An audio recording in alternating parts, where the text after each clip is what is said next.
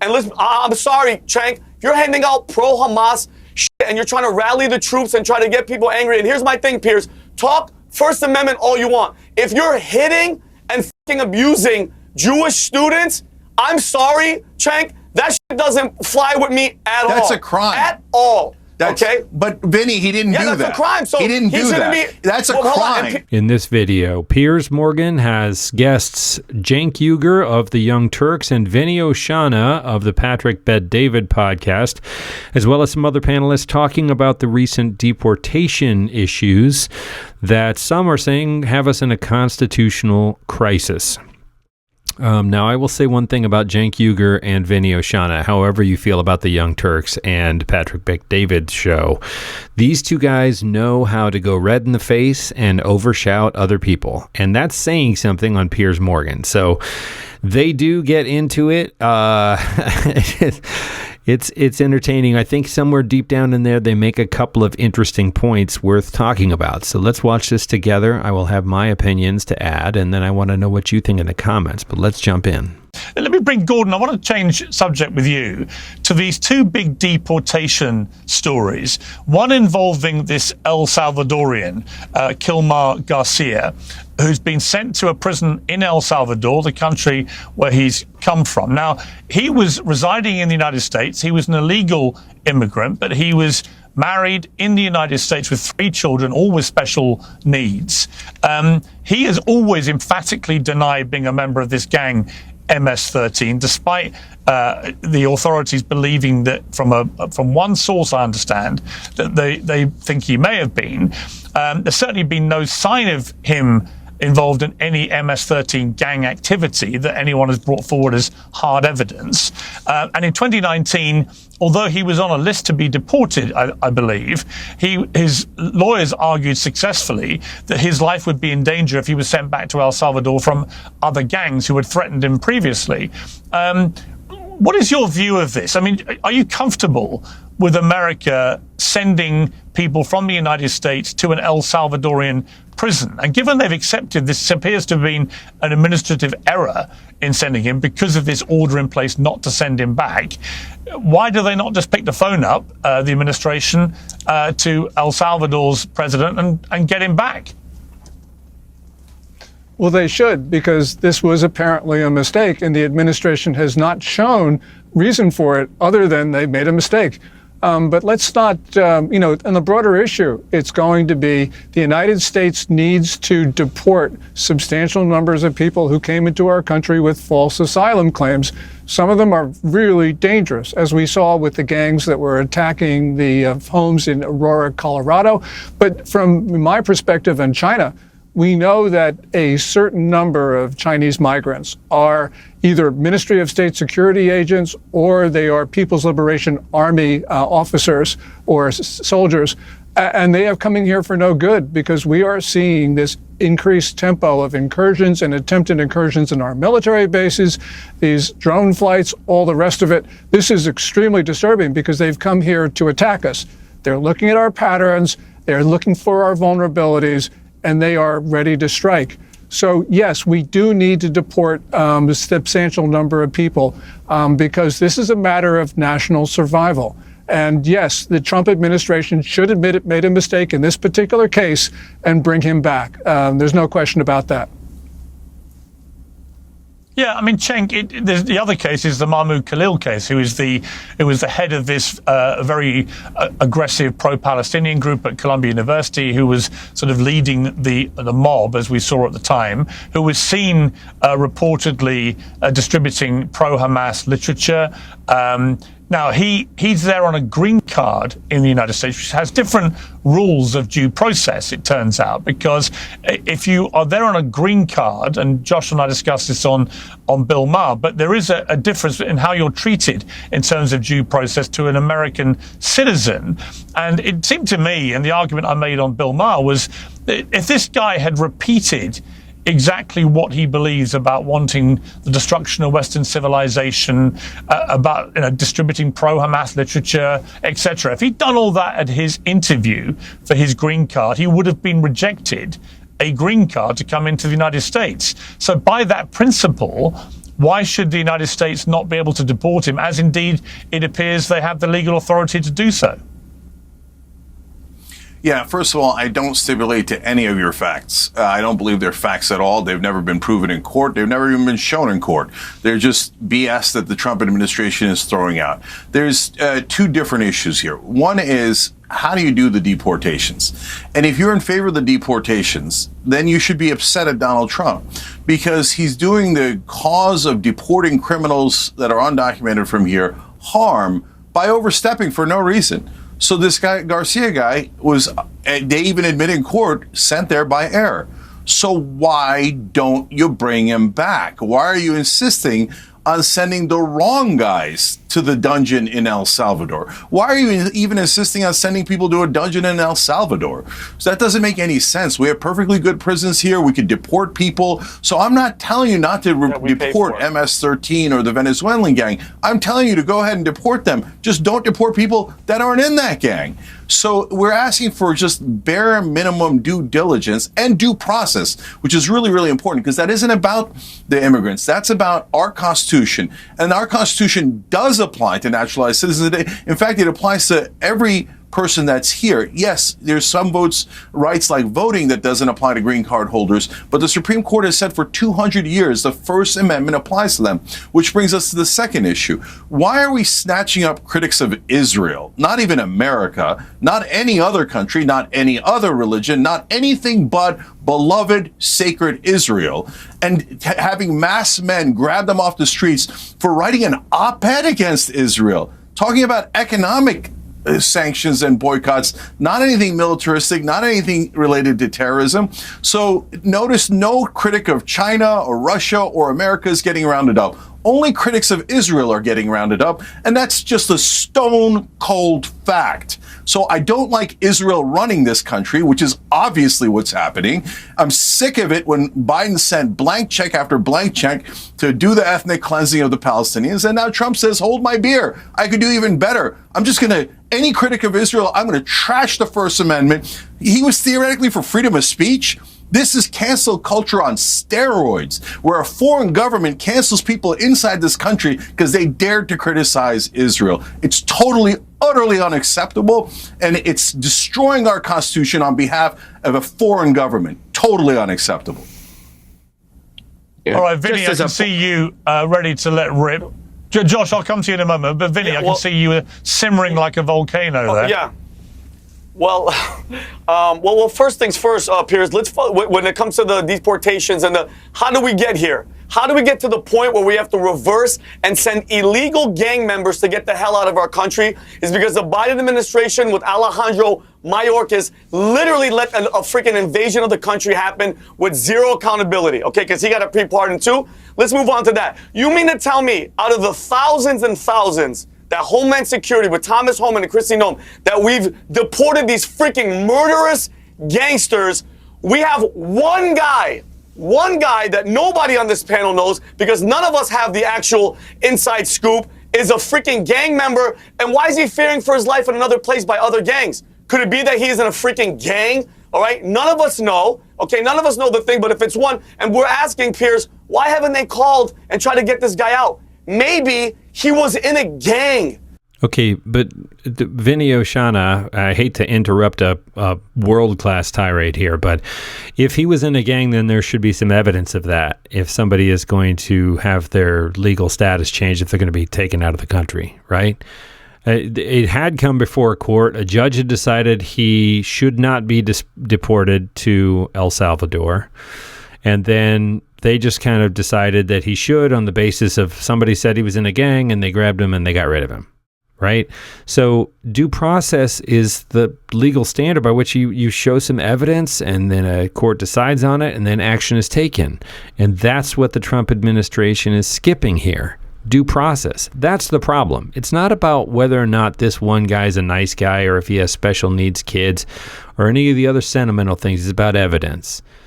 right? And if you are a terrorist or a vicious gang member with a body count, by all means, that should be a no-brainer.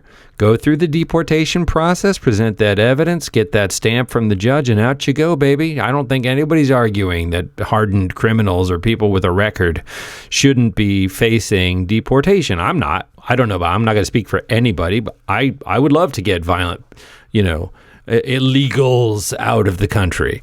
But we have a legal process. And the reason why it's dangerous is if you start with what looks like low-hanging fruit, people that you don't think anyone else is going to care about, you set a precedent of going around due process. And then the next time when it's a little less obvious, it's that much easier. Until the next thing you know, due process doesn't mean anything anymore. And the example I'm currently thinking of is the truth and facts, right? Who knows? Fact and opinion is like, well, that's my alternate facts are different than your alternate facts, right? They're trying to do that with our legal system and in particular, due process.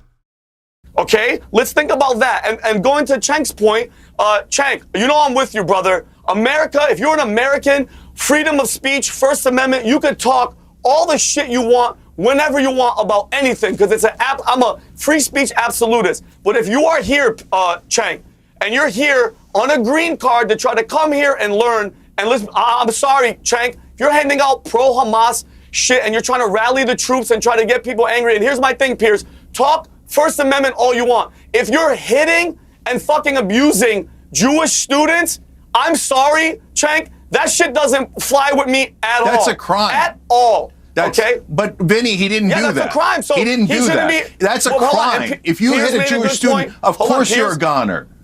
Yeah, but Chang, okay, but Chang, hang on, Chang, he was the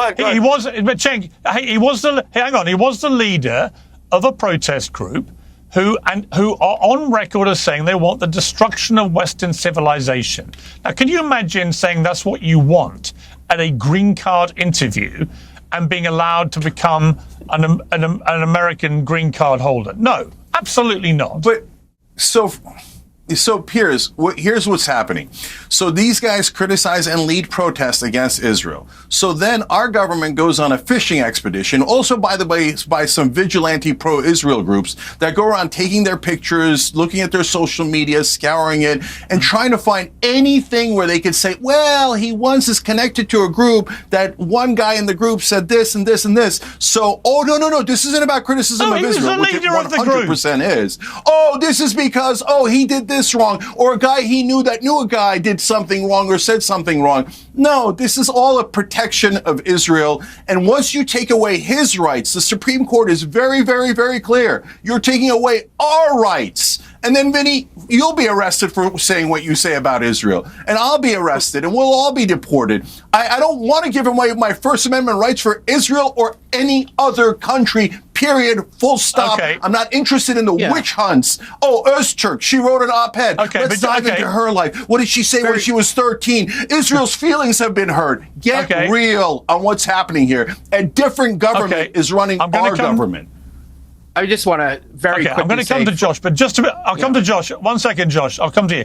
Just to be clear, though, there is a big difference between being an American citizen and being a green card holder, which I think is slightly lost on you, Chang. You don't need to have committed a crime to have your green card revoked. The Secretary of State, Marco Rubio, has been told he's perfectly in his rights to deport Mahmoud Khalil, and I think you're being extremely naive about what his involvement was in those protests in Colombia. Totally wrong. He was the 100% wrong. He was the leader of the constitutionally wrong. He was the leader of the protest group there who committed multiple acts of violence and vandalism, who were harassing and terrorizing Jewish students. And that group is on the record as saying some stuff which, if you repeated, and he was the leader, if you repeated that stuff, in other words, not your him. green In card other words, not meeting, him. you wouldn't not get a green him. card. Guilt by association. Not him, guilt by association. Well, if you and none of that is true on Öztürk. The one thing that's true is that every person being investigated is a critic of Israel. That's the one thing that's the connective tissue. And this is super important, Piers. All right, you guys are legally and constitutionally wrong. Yep. So the 1952 law does give Rubio the theoretical power that you're talking about. But the Constitution has been interpreted by the Supreme Court for 200 years to apply the First Amendment and the Constitution to resident aliens like green card holders. So that means those things are in conflict. That's fine. And what the Supreme Court has to eventually decide is this law unconstitutional? Which it most certainly is. It's definitely unconstitutional. Yes, but Cenk, it's not a First Amendment issue. That's the point. If you're supporting a prescribed that's what I'm trying to get through your head. In the First United Amendment States, is in conflict with the 1952 law. Those Those conflicts are resolved by the courts. You just simply don't understand the law. I do, but if you support a prescribed terror group in the United States as a green card holder, you can be deported. That's the point you're not getting. Let me bring Josh in here. Josh, okay, so how many Oster people didn't do did that. Barack Obama Oh, golly gee, she's a critic of Israel, and she got deported. She got rounded up anyway, and neither did so many others. But hey, every critic of Israel is rounded up coincidentally. And then I found a cousin of an uncle of an aunt who once said something mean about Israel, and that's it. Round them up. Okay, get real. Are you guys all pretending that this isn't on the orders of Israel? Are you all pretending that Israel didn't order Trump to do this? Go ahead and pretend. Go ahead. I can't wait for you to pretend. I have a question. Talking of rounding, hang on. Talking of rounding people up, I have a question for you, Josh. How many people did Barack Obama round up and deport in his 8 years as president? Do you know? Off the top of my head, no. Is that the question? Have a guess. I have that number at my fingertips. I'm sure it was over 1 million people. 2 million. Okay. It was actually 3 million, over 3 million people, which is more pro rata per year than any president in the history of the United States. He was known as the deporter in chief in Mexico. So, yeah, by Cenk's rounding up claim, he was rounding up pretty much everybody could get his hands on and throwing them out of the country. And what did I hear? What did I hear from the left? Absolutely nothing. Nobody even knows how many on the left that Obama deported. They didn't care. It's only become an issue with Trump. And I would say that on the Trump deportation issue, look at what's happened on the southern border already. In under 3 months, Donald Trump has pretty much totally stopped the number of people coming over the southern border illegally. From the millions that were doing it every year in the 4 years of Biden's administration. That's an incredible achievement, which no one's talking about. So no one on the left talks about Obama's deportation record because it doesn't suit their agenda. No one on the left is giving Trump any praise for what's happened on the southern border. And on the rounding up issue, again, and Josh, I'll let you respond to this, but, Cenk is just fundamentally wrong about the difference in which the First Amendment is at play. Not because it doesn't apply to everyone. It does. It applies to me if I'm in the United States. It's not a First Amendment issue if you are supporting a terror group. Period. End. Right. Okay. So now, a few things. And what does it mean to support a terror group? First of all, I think I'm not speaking for the left. I'm just speaking for me. And I think the big difference with the Trump deportations is that people are being rounded up for their ideas. And that's new. And that's chilling. And that's something that we have to think about and reckon with. And that is the important difference. And then, to Cenk, I would say, listen, they're not only rounding up anti-Israel people. Not as a Jew, but as a human being and as an American, I don't want to see anti-Semitism and the fight against anti-Semitism weaponized to erode people's civil liberties. That offends me as a Jew, as a human being, and as an American. But it's not just the anti-Israel protesters. There are Chinese citizens who are being deported. There are Russian citizens who have been sent back to very cruel fates, who are against the Putin regime, who are now have no choice but to go back. And just yesterday, they sent thousands of Afghans who helped the U.S. military for 20 years, who were in the process of securing what we promised them, which was safety from the Taliban by being able to live here. And we brought them here and we put them through a process, and they got an email saying, get out. In 7 days, thousands of them. And all of my sources in the military community are aghast, Republican and Democrats, because these people sacrificed and worked for our freedom, or whether or not you agreed with that mission, and we're abandoning them. And they never said anything about Israel. No views on Gaza whatsoever. So again, if the principle is you can just be thrown out without due process, then that's the principle that we have to think about and litigate. And no, I don't agree with you, Cheng. It's not just about Israel. Although,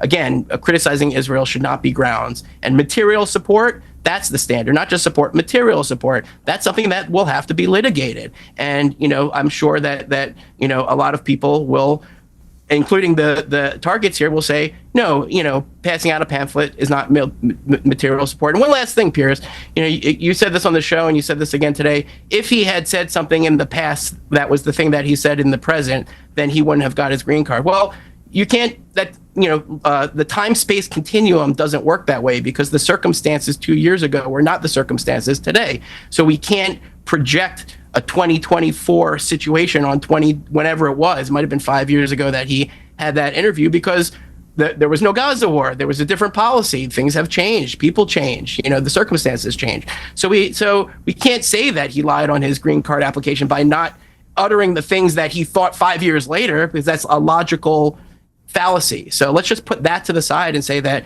he deserves a right to his own defense. Full stop. Yeah, look, I think we've got to end it there. But I would say on that point that I think he got it in 2022, which would have been just before October the 7th. That doesn't mean he didn't have pro-Hamas views before that. I don't know the answer to that question. But I do think, regardless of that, if you're on a green card and you later support a terror group, then I'm afraid America has every right to throw you out. That is my view. I may be wrong, Cenk. Sometimes I am. I don't like to admit it, but sometimes I am. We shall see. But thank you all very much indeed. I really appreciate it. I think, underneath the sort of easy dopamine hit of watching Vinny Oshana and Cenk Uygur over-yell each other, there are some very good points buried in there, and specifically when they talk about due process. And I do think Cenk sounds a little unhinged when he tries to say this is all sort of a pro-Israel plot, because there are lots of other people that are sort of being deported. China and Russia. I mean, you can talk about, well, maybe this is at the behest of Netanyahu, maybe this is the behest of Putin, maybe this is the behest of President Xi in China. Yeah, that makes some sense to me. Anyway, come for the shouting, stay for the, I don't know where I'm going with that. Buried points? I don't know. Anyway, let me know what you think in the comments.